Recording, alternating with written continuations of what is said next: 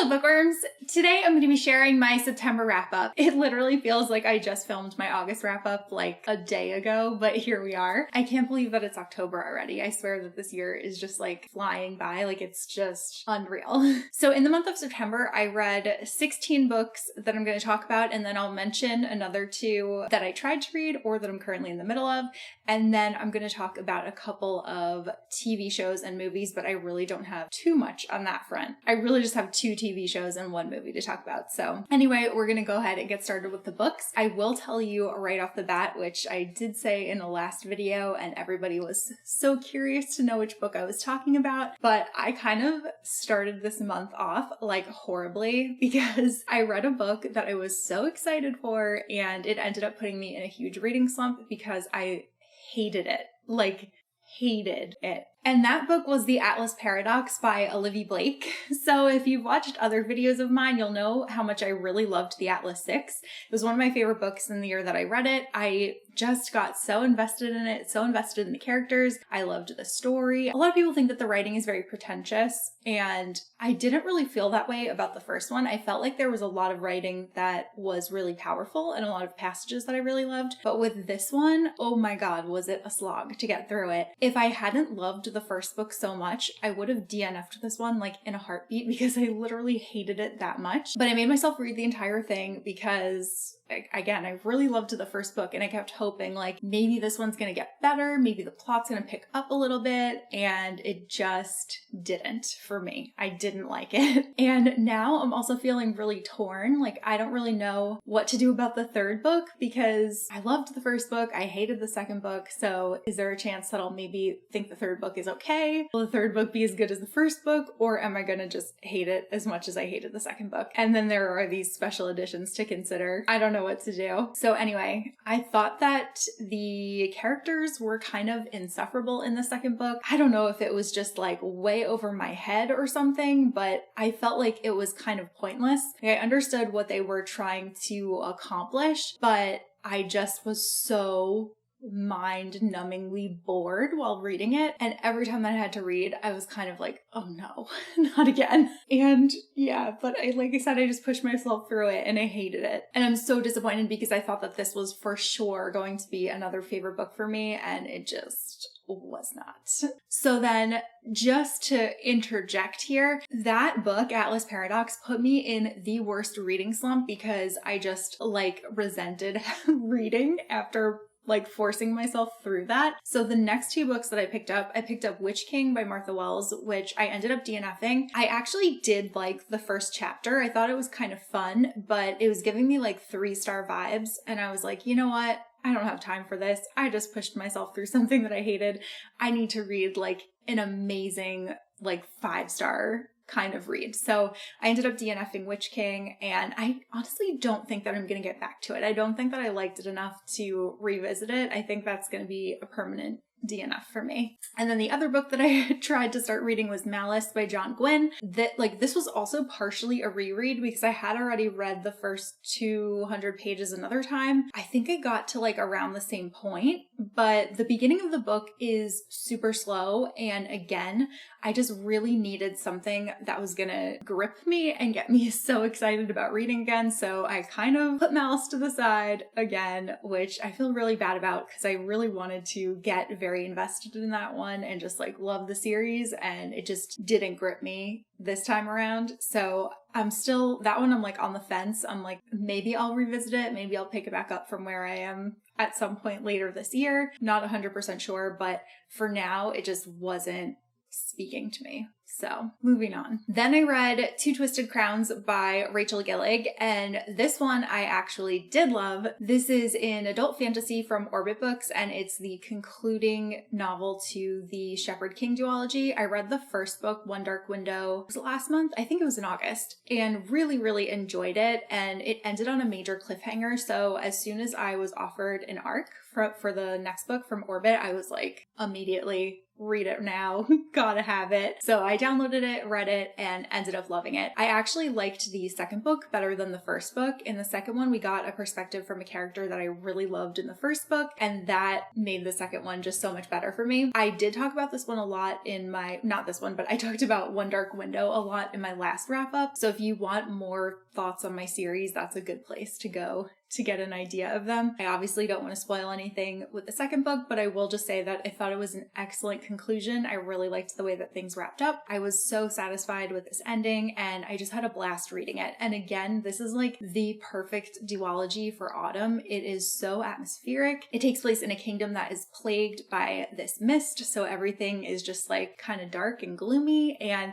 it just really has very strong autumn vibes. So if you're looking for a new series to read that you can actually binge read books 1 and 2, this is definitely one to look into. I loved it. Then I reread the Shades of Magic trilogy. I reread this along with a bunch of other booktubers, and we actually did a live show where we talked about our feelings. Some of us had been reading it for the first time, but for the majority of us, it was a reread. So it was really fun to go back and kind of reevaluate our feelings on the series. I'll leave a link down below to the live show so that you guys can watch it, and it's also like a pretty good refresher for Threads of Power, which is coming out, or no, sorry, which came out last week. My mind is all over the place.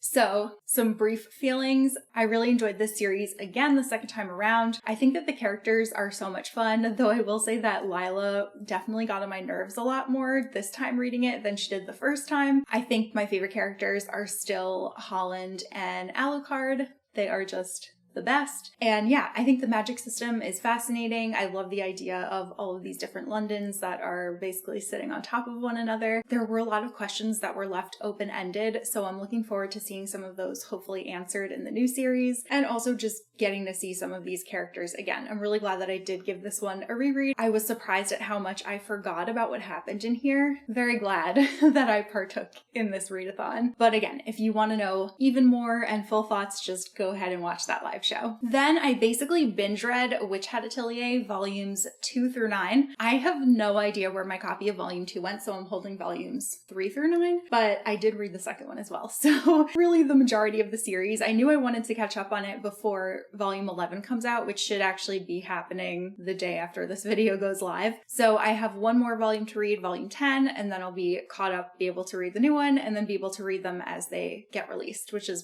pretty exciting. I thought that these were so much fun. They are very Studio Ghibli-esque. I've talked about them a couple of times, but they're really whimsical. It follows a little girl who is just dying to be a witch, but unfortunately that's not really possible. You have to be like born that way. And then she ends up witnessing a witch cast a spell and realizes that actually anyone can be a witch, and she gets taken under his wing to become an apprentice. Some of the other apprentices kind of resent her for getting to be like inducted into their apprenticeship when she's kind of like an outsider. Her out of the box thinking and just the way that she interacts with the other apprentices is so cute, and I just love the artwork in here. It's so absolutely beautiful. I also really like the lore. I'm really looking forward to finding out more of what's going on with like the big overarching story and why these witches that do forbidden magic are looking for her. I think like once some of that starts to come to a head, it's going to be really exciting, but it kind of shifts. So like there are some volumes that are more like action and plot and like a little bit more intense, and then there are other ones that are just like completely slice of life where the characters are just like at school doing some spells, you know, hanging out, going to festivals. So it's really fun. It's a really good mix. I think this would be an amazing anime. I would love to see this get adapted. But if you haven't read the series yet, highly recommend. Then I read Dark Corners by Megan Golden, and this is the second book in the Rachel Crowell series, the first book being The Night Swim. Unfortunately, I did not like this one. I really, really loved the first book, and then this one was a huge disappointment. I did film a full thriller reading vlog, and I'm kind of thinking that next week is going to be like the week of thrillers on my channel if I don't do another news video. If I do a news video, then it'll kind of be separated over the next 2 weeks, but I did film a full vlog about all of my thoughts and opinions on this one, but just know it was not it. Then I finally read a book that I loved, and that is Mixed Signals by B.K. Morrison. This is the third book in the Lovelight Farm series, and I loved it so much. This is actually the last one that was indie published, and now the fourth one, because they've been picked up by Berkeley. They've been getting republished traditionally. And now the fourth and final book in the series is not going to be coming out until June of next year, which is too far away. Like, I wish that I could already read that one because, man, I love this small town. It is so cute. And I also really love the characters. So in this one, we're following Layla, who is the baker at Lovelight Farms. Lovelight Farms is a Christmas tree farm in a really small town, and she is finally finding romance. It's so cute. She goes on like the world's worst date, and then she ends up kind of getting rescued by this guy who lives in her town, but she has a rule for herself to not date anyone within her town. And in the car on the way home, he ends up proposing that the two of them start fake dating in order to kind of like see what they could learn from the relationship, because he also has a lot of trouble with dating. So they figured that they could give each other like constructive feedback and hopefully go on to find their person after dating each other. But Caleb already has a huge crush on Layla and she doesn't know about it. And it is just so cute the way that things play out. Caleb is like the sweetest guy ever. I really, really love their relationship. And this was like one of the nicest romances that I ever read. I was telling my friend Alexa, I was like, I don't even understand how there's going to be like a third act breakup, because these characters are just like communicating so well. And I really, really enjoyed that aspect of it. And it was just like reading about two nice people having like a nice relationship with each other. No drama. It was so good. This is actually my favorite in the series so far. And I'm so excited to read Business Casual when that one comes out. Then I read The Reunion by Kit Frick. This is a YA thriller that was marketed as White Lotus meets Karen and McManus's The Cousins. The Cousins is my favorite of Karen's books, and I really loved White Lotus, so I definitely was on board for this book. I ended up really enjoying this one. It takes place at a resort in Mexico, and we are following a family who are all going on this kind of like reunion vacation together, but they're really there because three of our main characters, two of them are siblings, one of them is going to be their step sibling, and there's going to be an engagement party for their parents while they're on this trip. There's lots of secrets happening. Everybody kind of has something going on, and there's like some kind of incident that happened between the one cousin and the pair of siblings, and they haven't really talked about it. They've kind of grown apart since that's happened, and now each of them has things going on in their own lives, but one of them really wants to talk to everyone, and the other two seem like really uninterested in talking. And then there is the new like soon-to-be stepbrother Theo, who really wants to get along with his soon-to-be step-siblings, but they're also ignoring him. So there's just like a lot of secrets and ignoring and all of that going on. And then there's also like subplots with different dramatic things happening between all of the adults. But the novel really does focus on the teenagers. It took me a little bit longer than I anticipated to get into this one, but once I did get into it, then I was like really into it. And I ended up really enjoying the resolution to everything and just the way that the book ended. It left me like feeling like I will definitely read more of Kit Frick's books. I haven't actually read I Killed Zoe Spanos yet, and my friend Lily always tells me that that's her favorite one, so I need to read that next. The only thing that I will say is that I feel like the whole book they made it like there's this like big secret of things that happened with the cousins, and then like it didn't seem like a super big deal to me. I was kind of like, that's it.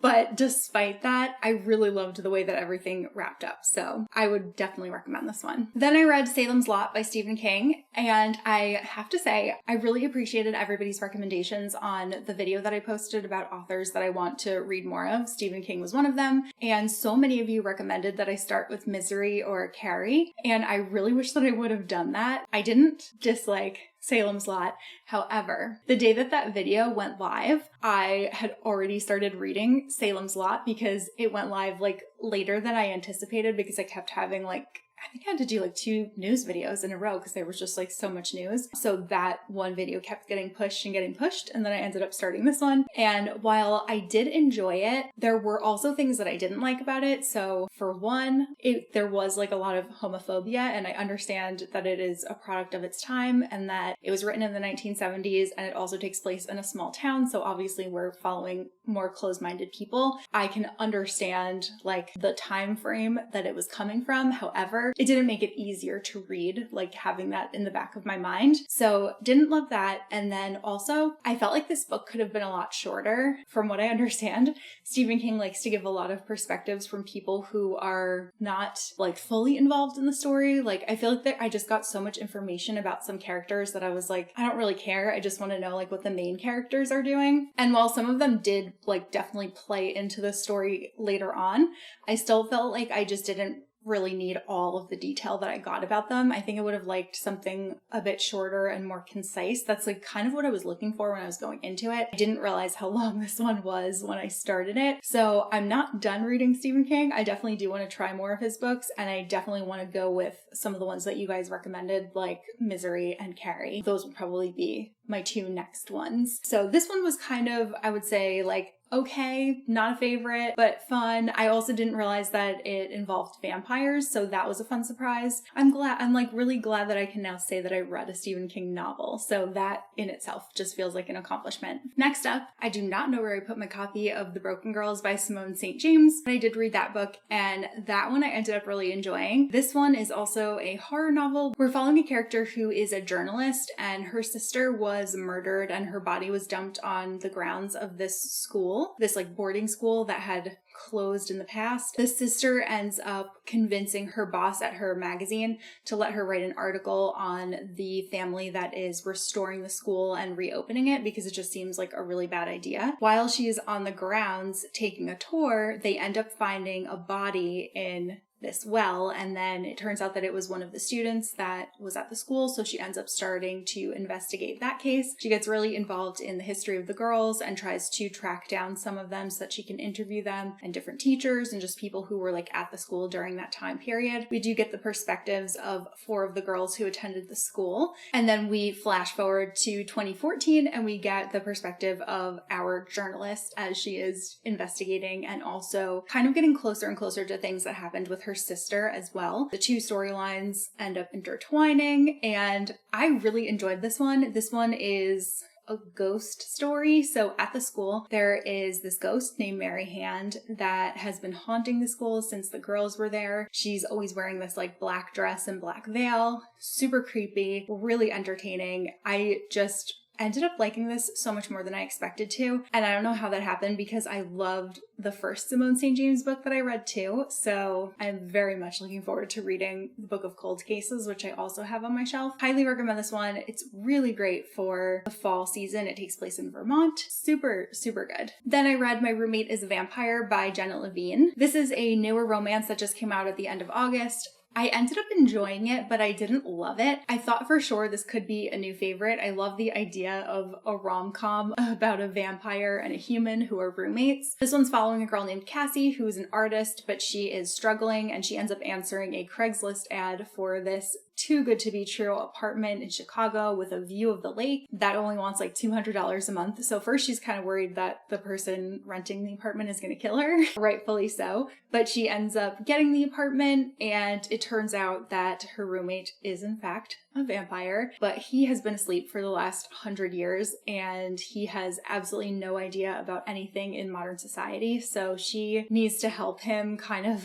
integrate himself and understand like the way that the world works now so that he, you know, can blend in. There were a lot of really funny moments in this book. Like there were a lot of things that actually made me laugh out loud. And while I really did like appreciate the humor, I never got the romantic connection. Like I just didn't buy it. It kind of happened like really fast, and I don't know, it just wasn't totally believable for me. So while I did enjoy the story, I didn't love the romance, and obviously when you're reading a romance, you kind of want to love the romance. So this one ended up being like a 3-star read for me. I think it was a lot of fun, and if it's a concept that sounds interesting to you, I think that there's a good chance that you'll enjoy it, but unfortunately not a new favorite. Then I read Beyond the Wand, The Magic and Mayhem of Growing Up a Wizard by Tom Felton. This is Tom Felton's memoir, and I really, really enjoyed this one. I listened to it on audio, and it was so delightful. Like I really looked forward to listening to this every every time that I was like making breakfast in the morning and doing my morning routine. Not only do you get like a behind the scenes look at kind of Tom's life while he was filming Harry Potter, but you also get to know a bit more about his family life and a bit more about his struggle with alcohol after Harry Potter. Again, I just had so much fun with this one. It was really nice to hear like all of the stories that happened while they were on set, things that I haven't thought about in like a really long time. Also to get like a firsthand account from Tom's perspective of different things that he was involved in. It just was like really nostalgic and really enjoyable. It was also a pretty quick audiobook. Really enjoyed this one, and I could honestly see myself listening to some chapters again because it was that much fun. Then I read Next Level Basic by Stassi Schroeder. So this is like a total 180 from everything else in the pile, but I really love Vanderpump Rules. I've been binging the whole series. That's actually the show that I'm going to talk about later on in the video. But I ended up reading Stassi's book. I listened to it on audio. It's about being like a basic bitch, and it was so much fun. It was obviously not like a good book, but it was like a very fun book. So I really enjoyed it. I felt like it was very Stassi. I feel like for her, it probably conveyed exactly what she wanted it to do. I liked the messaging of like embracing your most basic self, not letting people make fun of you for liking basic things. Things are basic for a reason because they have mass appeal, and why not just go with it if it's something that you love. Some of the things that I liked was that there was like a whole chapter on show tunes, which was fun. It was also fun to hear kind of some like behind the scenes stuff with Vanderpump Rules and just hear her talk about some of her different castmates on the show. And what else? There was like a chapter on makeup. There was a chapter on hot dogs. Yeah, she had quite a range of topics that she touched upon, but it was a lot of fun. And then another total 180. I read Astrophysics for People in a Hurry by Neil deGrasse Tyson. So I went from reading Stassi's book to reading a book about astrophysics, which was kind of like a fun shift in tone. But this one was just like an enjoyable read. It was also very quick. Like Neil deGrasse Tyson is not lying when he says that it's for people in a hurry. It is the quickest outline of the world as we know it that I can imagine. It's kind of like in the vein of Stephen King. Stephen Hawking's A Brief History of Time. It was fun. I don't really have too much to say about it. This is the second of his books that I've read, and I always have a good time with them. I really like to listen to them. I think Neil deGrasse Tyson's voice is really entertaining. Some of the stories that he told were really funny. Like he was talking about how he went to a restaurant and got a cup of hot chocolate and he wanted whipped cream on it, and the waiter told him that there was whipped cream in it, but that it sunk to the bottom, and he was like, either you didn't give me whipped cream or this cup of hot cocoa is defying the law of physics. So he had the guy like bring whipped cream, put it on top, and then lo and behold, it did not sink to the bottom. Just like little funny anecdotes like that made it really fun to listen to. And then I'm currently reading Well Traveled by Jen DeLuca, but I'll talk about that one in my October wrap up. I'm 30% of the way into it and loving it so far. Then moving on to TV and movies. So just to recap again, I only talk about TV shows once I've completed a season. So there are some shows that are currently running week to week that I'm not going to talk about that I am watching, because I'll talk about them once the season ends. So the first show I want to talk about is Eureka. This is an older show that was on the Sci-Fi Channel, and so far Andrew and I have watched seasons 1, 2, and 3, and there are 5 seasons, so we have 2 left to go. I am loving the show. It is so much fun. It has that kind of like procedural format where everyone is living in this town of like super brilliant people, and there's always some like ridiculous experiment that causes some kind of issue for everyone in the town, and then our main character, who is the sheriff, has to go and investigate and like figure out what's going on and try to figure out how to solve the problem. And he's always working very closely with the head of Global Dynamics, which is like the scientific research company in the town. It's very entertaining. I think the characters are all a lot of fun. I would say it's like definitely like a comfort watch because it has that story arc that you come to know and to expect. There's nothing really that is like shocking. It's just like entertainment. Pretty much every single episode that we watch, Andrew is like, now this is gonna happen. Now this is gonna happen. And he is always right. Always. Yeah, nothing surprising happens, but it's really, really fun and I really enjoy it. Also, the special effects are so dated and that makes it entertaining too. And then the other show, which I already mentioned, is Vanderpump Rules. So I watched seasons 8 through 10. Finally got to watch all of the reunion shows for season 10, which is basically why I embarked on this journey so that I could see Scandival play out in real time and get to see those reunion shows that I feel like were the most talked about Bravo reunion shows ever. I really enjoyed the show.